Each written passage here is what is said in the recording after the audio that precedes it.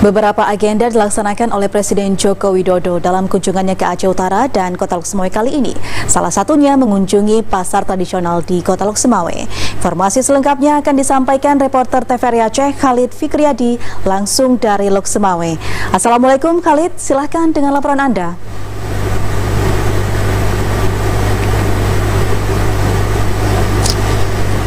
Ya, waalaikumsalam Azalia. Berbagai agenda memang telah dilakukan oleh Presiden Joko Widodo dalam kunjungannya kali ini ke Kabupaten Aceh Utara dan juga Kota Lok Sumawe mulai dari pagi hingga siang tadi.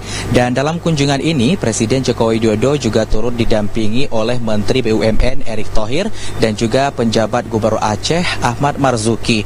Dalam kunjungannya ia ingin memastikan langsung harga sembako di pasaran yang ada di Kota Lok Sumawe dan juga tingkat inflasi yang terjadi di Kota Lok Sumawe.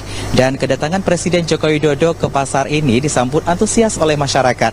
Dan tadi kami juga sempat menyaksikan beberapa siswa-siswi SD yang menyambut hangat kedatangan Presiden Joko Widodo ke pasar tradisional ini.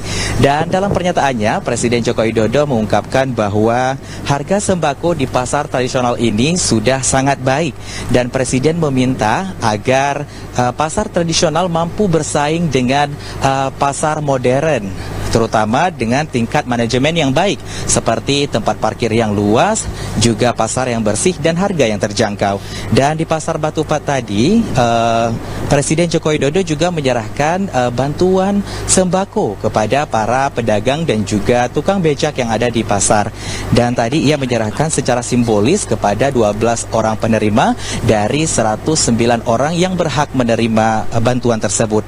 Dan selain di pasar Batupat, Presiden Jokowi juga menemui kelompok milenial di aula komplek PT PIM, dan pertemuan ini digelar untuk membangun rasa optimisme para pemuda-pemudi Aceh dalam mengembangkan ekonomi kreatif. Dan ia juga menjanjikan akan membangun rumah kreatif bagi para milenial yang ada di Provinsi Aceh yang senilai seratusan miliar rupiah yang rencananya akan dibangun di kota Banda Aceh. Ini akan dijadikan sebagai wadah untuk berekspresi dan juga mengasah kemampuan para pemuda-pemudi yang ada di Provinsi Aceh.